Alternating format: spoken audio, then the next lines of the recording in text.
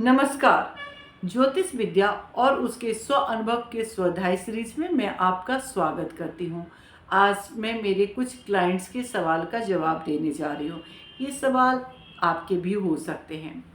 दोस्तों, अक्सर आपने देखा होगा बहुत सारे लोग ऐसे होते हैं जिनके शादी के बाद अचानक जीवन जो है पूरी तरह से एक उतार चढ़ाव वाली बन जाती है, पूरी तरह से बदल जाता है। कोई इंसान शादी से पहले बहुत खुश होता है, शादी के बाद में उसके चेहरे पे एक टेंशन आती है, उसके अपने बिछड़ जाते हैं, उसको ऑफिस से नौकरी चली जाती है। बहुत सारे ऐसे घटनाएं होती हैं जो उसके जीवन में बहुत उतार चढ़ाव लेकर आता है।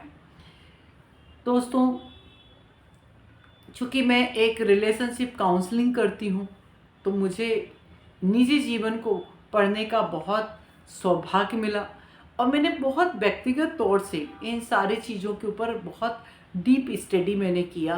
तो मुझे समझ में आया कि जो ग्रह होते हैं वो मेन रिस्पॉन्सिबल होते हैं, क्योंकि ग्रह उस समय की आपके विचारों को देता है, ग्रह उस समय की परिस्थितियों को बनाता है। और यदि हम सही से ग्रह को समझ जाएं तो शायद हमारे जीवन में आने वाले ऐसे वर्स्ट सिचुएशंस को भी हम हैंडल कर सकते हैं। तो आज मैं इसी टॉपिक पे आपसे बात करने जा रही हूँ कि आखिर जो जीवन का सबसे बड़ा आधार है, सबसे बड़ा आधार जो जीवन साथी का आधार है, एक पति पत्नी के संबंध का आधार है, उस आधार को आप कैसे अच्छे करें ताकि आपका जो जीवन है वो बहुत आसानी से बहुत अच्छे से हो जाए। देखिए, ग्रह तो अपना काम जरूर करता है, लेकिन ग्रह को यदि हम समझ लेते हैं तो हम उसके अनुसार अपने नेचर को चेंज करके हम चीज़ों को अच्छा कर सकते हैं। तो आज मैं आपको उन ग्रहों के बारे में बताने जा रही हूँ और एक एक करके आप इसे समझें। यदि आपकी कुंडली में भी ऐसा कुछ है तो उसे बेहतर तरीके से समझने की ज़रूरत है। यदि आपकी अभी शादी नहीं हुई है और आप शादी करने जा रहे हैं तो अपने पार्टनर्स की कुंडली में ये चीज़ें ज़रूर देखें, क्योंकि इन सब चीज़ों का असर तो होता है। यदि एस्ट्रोलॉजी है, और एस्ट्रोलॉजी एक विज्ञान है, ये कोई जो है पूजा पाठ नहीं है। एस्ट्रोलॉजी एक विज्ञान है जो हमारे बाल से लेकर हमारे नाखून तक हर चीज़ को प्लानिट रिप्रेजेंट करता है। तो यदि आप ग्रहों को अच्छे से समझ जाएंगे तो आपके जीवन में आने वाली हर सिचुएशंस को बहुत अच्छे से हैंडल कर सकते हैं। तो दोस्तों, जैसा कि मैंने आपको पहले ही बताया कि एस्ट्रोलॉजी में जो पहला घर है वो आप हैं। मतलब आपको सबसे पहले अपने नेचर को तो समझना ज़रूरी है। जब तक आप अपने नेचर को नहीं समझ पाएंगे तब तक आप ये कैसे समझ पाएंगे कि किस टाइप के नेचर आपको अट्रैक्ट करेगा या किस टाइप के नेचर्स के साथ आप कंफर्टेबल हैं। तो सबसे पहले आपको अपना नेचर को समझने की ज़रूरत है। अपना नेचर आप कैसे समझेंगे?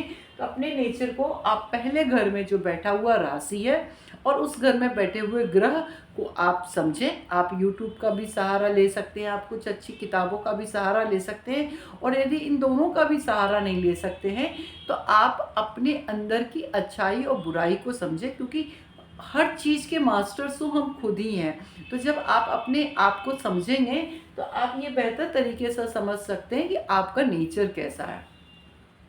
उसके ठीक जस्ट सामने जो है वो है आपके पत्नी का घर, मतलब आपके जीवन साथी का घर। यदि आप पुरुष हैं तो ये आपकी पत्नी ही होगी, यदि आप महिला हैं तो ये आपके पति होगा। तो उसके ठीक सामने बैठा हुआ राशि को आपको देखना है कि उस राशि के साथ में आपकी क्या क्या गुण है, जो कॉमन गुण है जिसके कारण एक साथ रहा जा सकता है। अब डिस्प्यूट किन किन कारणों से होता है वो पहले हम देखते हैं। यदि सपोज मान लीजिए 7th हाउस में सूर्य है। 7th हाउस में सूर्य होने का मतलब है जो आपका जो पार्टनर है वो गुस्से का तेज होगा, वो डोमिनेटिंग नेचर का होगा, उसके अंदर ईगो बहुत तेज हो सकती है। यदि मंगल है मतलब वो क्रोधी प्रवृत्ति का होगा, उसके अंदर जो ऊर्जा है वो बहुत ज़्यादा होगा। यदि बुध है मतलब वो बात करने वाला बातूनी प्रवृत्ति का होगा। तो इस तरीके से हमें पहले ग्रहों का तालमेल को समझने की ज़रूरत है।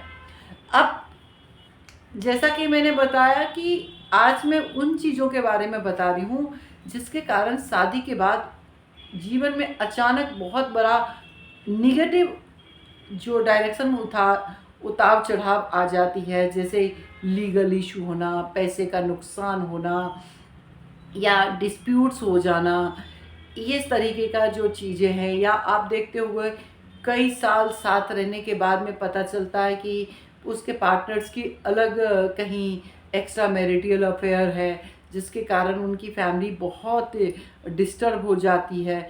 मेरे पास तो ऐसे ऐसे केसेस आए हैं जिस केसेस को मैं डिस्कस भी नहीं कर सकती हूँ, इतने डेंजर सिचुएशन, जबकि वो स्टार्टिंग में बहुत अच्छे से रह रहे थे।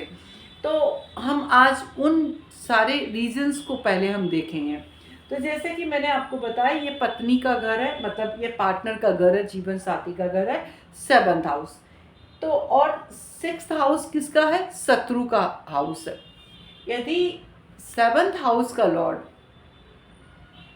6th हाउस में आकर बैठ जाए, मतलब आपका जीवन साथी ही आपका शत्रु होगा। 7th का लॉर्ड यदि 6th में बैठ जाए, इसका मतलब आपके जीवन साथी ही आपका शत्रु होगा। आपके जीवन काल में सबसे ज़्यादा आपकी जो लड़ाई होगी वो आपके जीवन साथी के साथ ही होगी, क्योंकि 7th का लॉर्ड 6th में बैठा, मतलब वो एनिमी हुआ। और 6th में बैठा हुआ लॉर्ड का डायरेक्टली जो है 7वीं दृष्टि किस पे आ रहा है? 12th हाउस पे। 12th हाउस किसका कारण है? जेल यात्रा का। मतलब ऐसे इंसान को उसकी पत्नी, उसके जीवन साथी के कारण उसको जेल का, कोर्ट कचहरी का सामना जरूर करना पड़ेगा। तो इसका उपाय क्या किया जाए? तो इसका उपाय ये है कि सबसे पहले जब कुंडली आप देखें, तो कुंडली के देखते समय यदि आप पुरुष हैं तो स्त्री के कुंडली में गुरु की कंडीशन अच्छा देखें, क्योंकि गुरु ग्रह जो होता है वो कोशिश करता है कि किसी भी सिचुएशन में रिश्ते को बना के चले। वर्स्ट से वर्स्ट सिचुएशन में रिश्ते को तोड़ना नहीं चाहता। ऐसे सिचुएशन में आप देखें, लड़की की कुंडली में गुरु का कंडीशन अच्छा हो, और यदि शुक्र है तो पुरुष है तो उसकी कुंडली में शुक्र की कंडीशन अच्छा हो। तो सबसे पहला चीज क्या निकला कि अगर 7th का लॉर्ड 6th में आके बैठ जाए और 6th का 7th में चला जाए तो भी, तो ऐसे सिचुएशंस में जो है आपका एनिमी, सबसे बड़ा एनिमी आपका पार्टनर होगा। उस पार्टनर के कारण कोर्ट कचहरी होगी, क्योंकि 12th हाउस व्यय का कारण भी है, तो आपका अर्जित धन जो है वो व्यय में भी जाएगा ही जाएगा। दूसरा चीज आप ये देखिए, यदि 7th का लॉर्ड 8th में चला जाए, 8th हाउस क्या कहता है? गुप्त रिलेशन का, गुप्त विद्या का, गुप्त चीजों का।